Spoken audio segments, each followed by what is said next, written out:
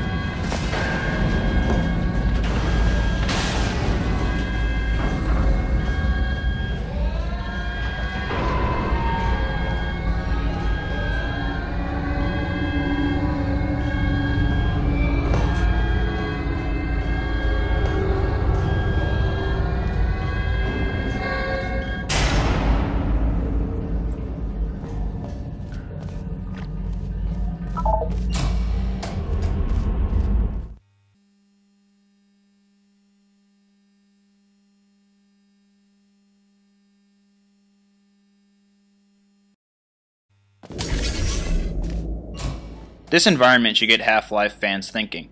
If you recall, Half-Life included Aperture Science into the game's story, meaning that this could in fact be the Aperture Science labs from Half-Life, not the lab higher up with a demonic AI in charge of everything. There's another part in this section that I'll show that should really make Half-Life fans go nuts.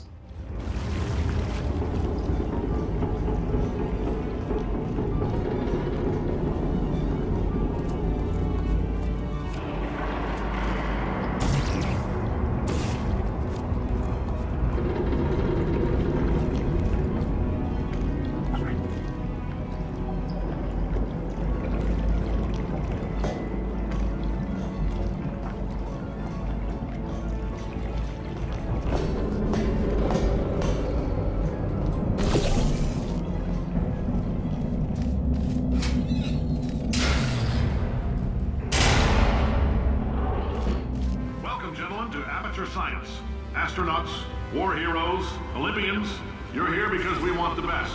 And you are it. So, who's ready to make some science? I am.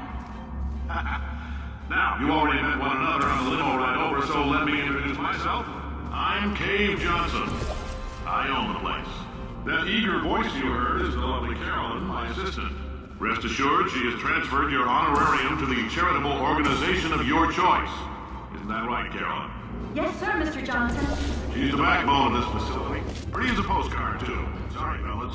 There's 1,000 tests performed every day here in our enrichment spheres. I can't personally oversee every one of them, so these pre-recorded messages will cover any questions you might have and respond to any incidents that may occur in the course of your science adventure. Your test assignment will vary depending on the manner in which you have bent the world to your will. Those of you helping us test the repulsion gel today, just follow the blue line on the floor. Those of you who volunteered to be injected with praying mantis DNA, I've got some good news and some bad news. Bad news is we're postponing those tests indefinitely. Good news is we've got a much better test for you. Fighting an army of mantis men. Pick up a rifle and follow the yellow line. You'll know when the test starts.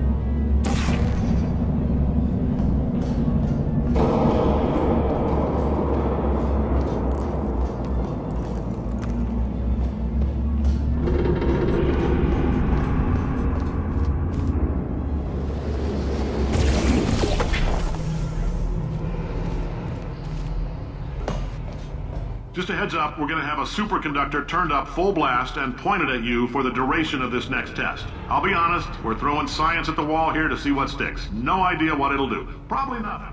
Best case scenario, you might get some superpowers. Worst case, some tumors, which we'll cut out. Checking these vitrified doors will result in Cave Johnson talking about the tests behind each respective door via the intercom.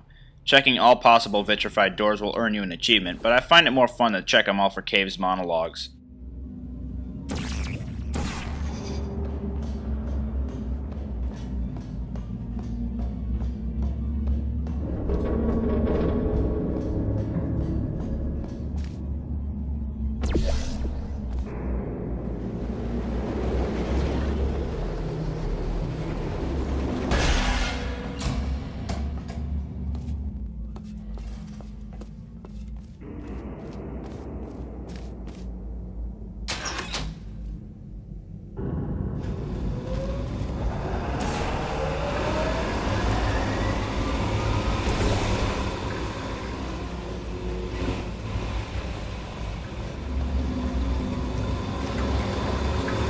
They say great science is built on the shoulders of giants.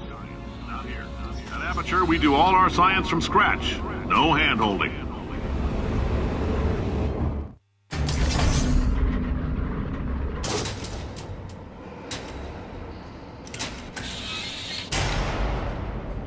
All right, let's get started. This first test involves something the lab boys call repulsion gel. You're not part of the control group, by the way. You get the gel. Last poor son of a gun got blue paint. All joking aside, that did happen. Broke every bone in his legs. Tragic, but informative. Or so I'm told. This blue gel-like substance is called repulsion gel, which was originally a pudding for women in order for them to get thinner. Didn't turn out so great in terms of health and lawsuits. However, jumping on this gel will send a shell flying upwards, which can be useful for reaching higher areas. If you're having trouble with stopping the bounce, crouch to keep yourself grounded.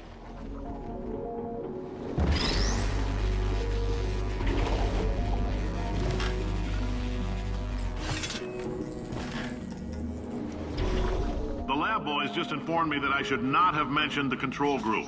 They're telling me I ought to stop making these pre-recorded messages. That gave me an idea. Make more pre-recorded messages. I pay the bills here, I can talk about the control group all damn day.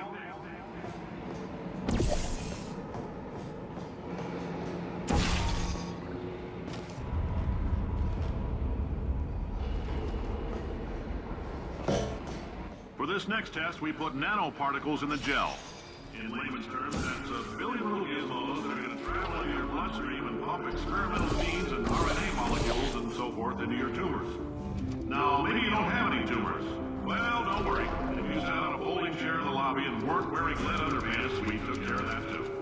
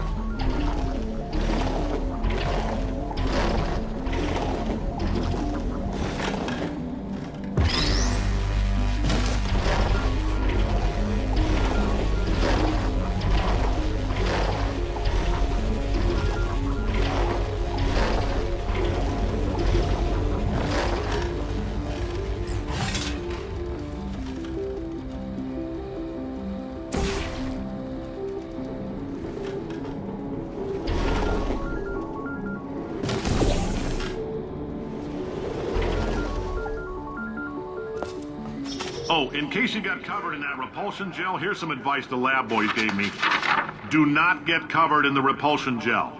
We haven't entirely nailed down what element it is yet, but I'll tell you this, it's a lively one, and it does not like the human skeleton.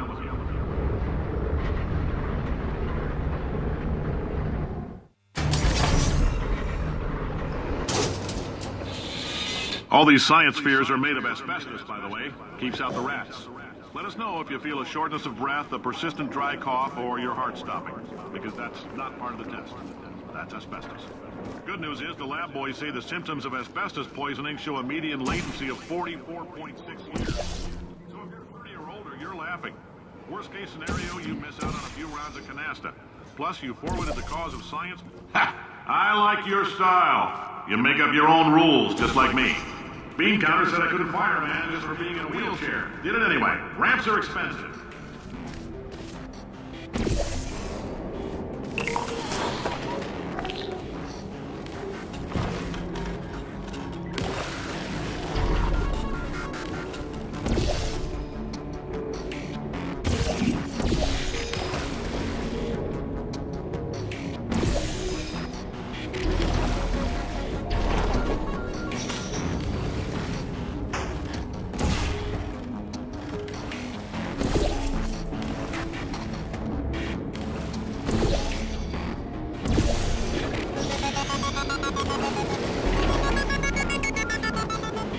Up, that coffee we gave you earlier had fluorescent calcium in it so we can track the neuronal activity in your brain.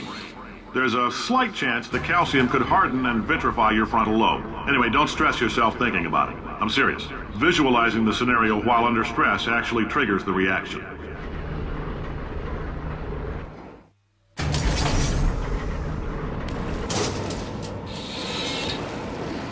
Now, if you're part of control group Kepler-7, we implanted a tiny microchip about the size of a postcard in your skull. Most likely you forgot it even there.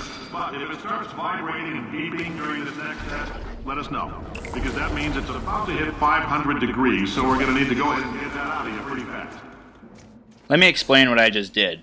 That button over there will deactivate the mechanism that lets water down. Should any kind of gel so much as touch water, it will be dissolved and will disappear. I'm telling them, keep your pants on. All right, this next test may involve trace amounts of time travel. So, word of advice, if you meet yourself on the testing track, don't make eye contact. Lab boys tell me that'll wipe out time. Entirely. Forward and backward.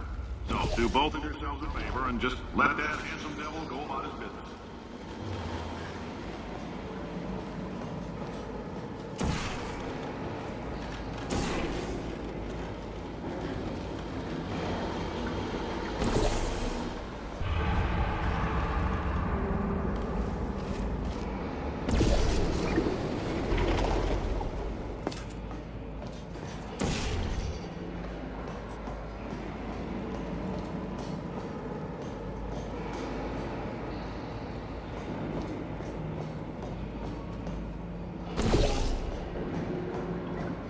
you're hearing this, it means you're taking a long time on the catwalks between tests. The lab boys say that might be a fear reaction. I'm no psychiatrist, but coming from a bunch of eggheads who wouldn't recognize the thrill of danger if it walked up and snapped their little pink bras, that sounds like protection. They didn't fly into space, storm a beach, or bring back the gold. No, sir, we did. It's you and me against the world, son. I like your grit. Hustle could use some work, though. Now let's solve this thing.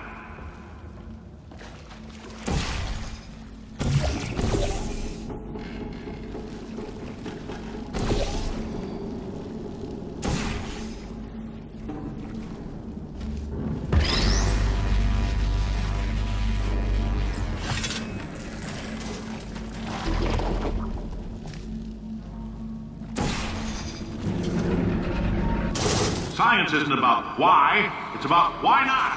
Why is so much of our science dangerous? Why not marry safe science if you love it so much? In fact, why not invent a special safety door that won't hit you on the butt on the way out because you are fired? Now you, test subject, you're doing fine. Yes, you, box your stuff. Out the front door. Parking lot, car, goodbye.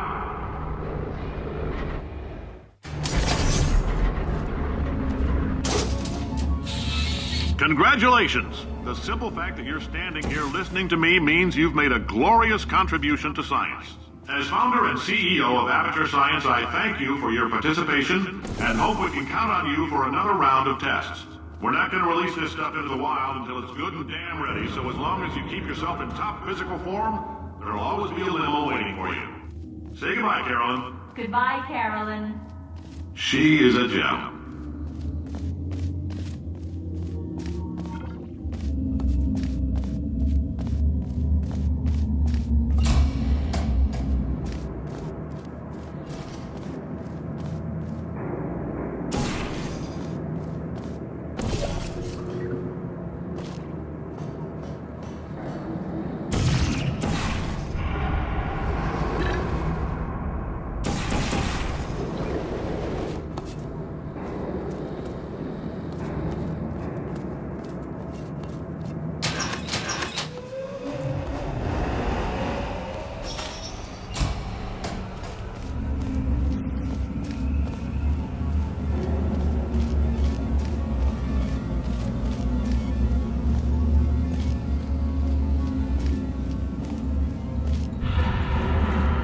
Greetings, friend. I'm Cave Johnson, CEO of Aperture Science. You might know us as a vital participant in the 1968 Senate hearings on missing astronauts. And you've most likely used one of the many products we invented, but that other people have somehow managed to steal from us. Black Mesa can eat my bankrupt... Sir, the testing? Right. Now you might be asking yourself, Cave, just how difficult are these tests? What was in that phone book of a contract I signed? Am I in danger? Let me answer those questions with a question. Who wants to make $60? Cash. You can also feel free to relax for up to 20 minutes. Here's what I was talking about earlier regarding Half-Life fans. This lifesaver has the name Borealis on it, and we are situated at a dock. Yep. In the waiting room, which is a damn sight more comfortable than the park benches most of you were sleeping on when we found you. So, welcome to Aperture. You're here because we want the best, and you're it. Nope. Couldn't keep a straight face. Anyway, don't smudge up the glass down there. In fact, why don't you just go ahead and not touch anything unless it's test related?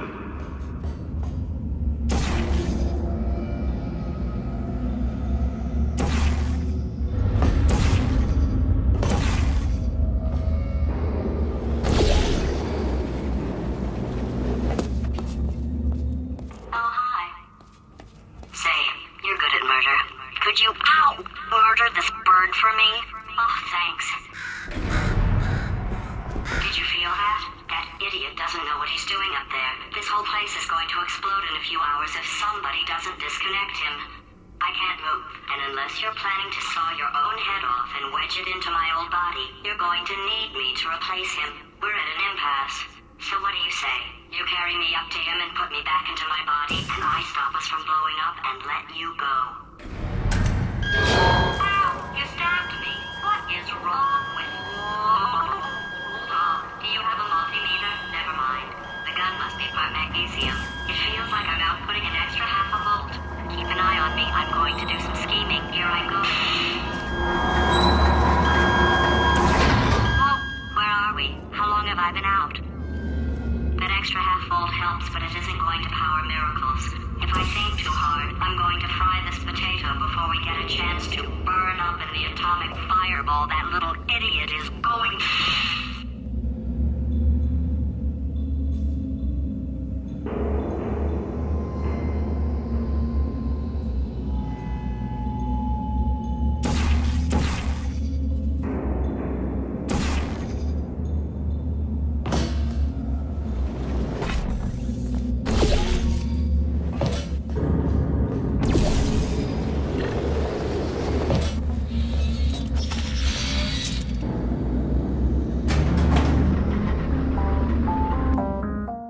And that was Chapter 6 of Portal 2. See you next time for Chapter 7, The Reunion. This is Woody Geek, and I'm out.